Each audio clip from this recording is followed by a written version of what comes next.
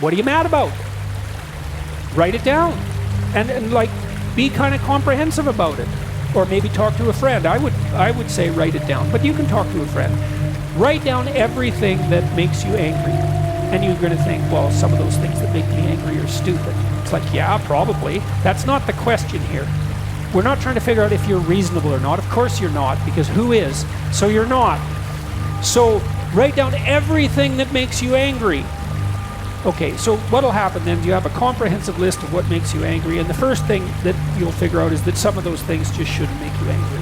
It's like time to grow the hell up, you know, and get over that. But then there's other things on there, and maybe you can talk to someone about that. You think, well, this makes me angry, should it? You talk to someone, they say, no, you should, that's you. You should just grow up. But, you know, so maybe that's 10% of the things that make you angry is just because you're undisciplined.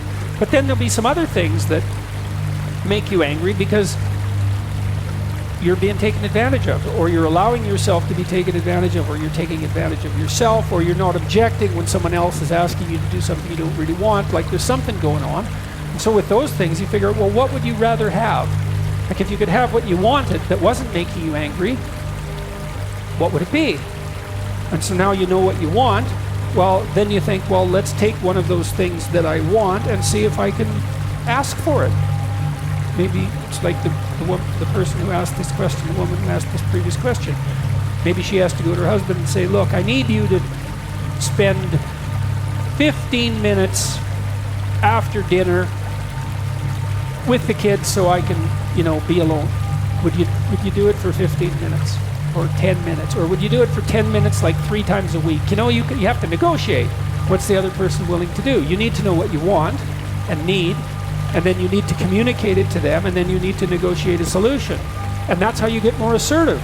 And you start small. You get more assertive by telling the truth, right? That's how. It's like, I'm irritated and annoyed that this isn't happening, and here's something that you could conceivably offer me, and this is what I'm willing to do in return, and could we see if that works? And what's the benefit to them is, well, you're not miserable and passive aggressive then, you know? It's like, it's not like your partner isn't going to gain from your increment in assertiveness. It's not a zero-sum game. You could both gain, like truly, because wouldn't it be a lovely marriage if your wife could ask you what she wanted and you could deliver, and you could ask her what you wanted and she'd deliver, and both of you were happy about that? Like that could happen. Not always and in every situation, but you can get a long way down that road if you're careful, you know?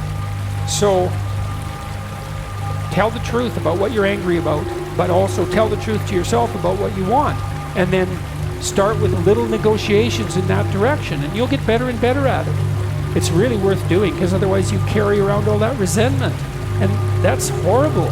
That's no way to live. It makes you sick, and makes everyone around you sick, and it makes you old, and makes life miserable. And so that's another thing to think through, because you think, well, I'm afraid to say what I want. It's like, fair enough. Who isn't? How afraid are you of not saying what you want? Well, I'm used to that. Well, that doesn't mean it isn't horrible. You're just not accounting that as a risk. And you should. There is the risk of saying what you need, but there's the risk of not saying what you need. And if you have to pick between those two risks, man, pick saying. So then at least you have a chance, and so does your partner. So, you know, lots of marriages, you see this with people. The one person is deeply unhappy and angry, and the other person really has no idea why. Now, they may have, you know, done what they could to remain blind to the problem, but often they just don't, the other person just has never told them, you know, here's what's wrong and here's what I want. They expect them to know or something, and people just don't. They're just not that bright, you know. It's like, you'd know if you loved me. You'd know what I needed if you loved me. I bet, how many of you have said that? It's like, you should have your lips sewn together if you say that. Because the right response to that is, no, I'm stupid. You have no idea. I'm so stupid I married you. And so, how much do you think you can expect from me? I can barely do what you tell me to do, much less guess what it's supposed to be.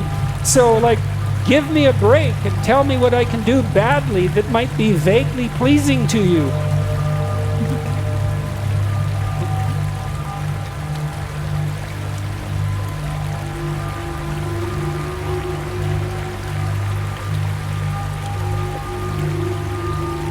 That's a good approach. You know, if I approach Tammy and I say, look, I'm really stupid and I mean it, and I'm amazed you put up with me, and because I sure can't figure out why you would, and if you tell me what you want in some way that I can manage it, and you let me try it out stupidly and badly for a while, I might be willing to give it a shot. What do you think?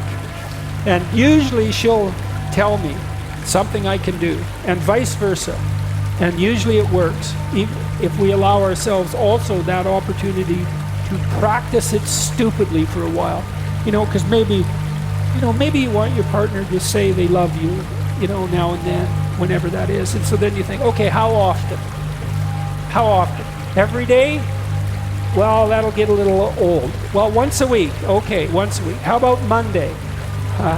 I know you think that's funny, you know, but maybe if you got it right, someone would tell you they loved you once a week for the rest of your life. And mean it. And maybe that would be better than not having it at all. So you think, well, Monday, you know, Monday when you come home from work, well, that's a bit formulaic. It's like, yeah, well, and how about some flowers along with it? Well, then how about once every 2 weeks? Okay, deal. And you think, well, that's kind of, like I said, it's formulaic, it's not spontaneous, it's sort of rote. Here's some flowers, I love you. It's Thank you. Well, could you be right, that's right, man. I had this friend, he bought his wife flowers. It took him 3 days to convince her that he bought them. That's not the right response. I got some flowers for you. No, you didn't. You never bring me flowers, and you never will.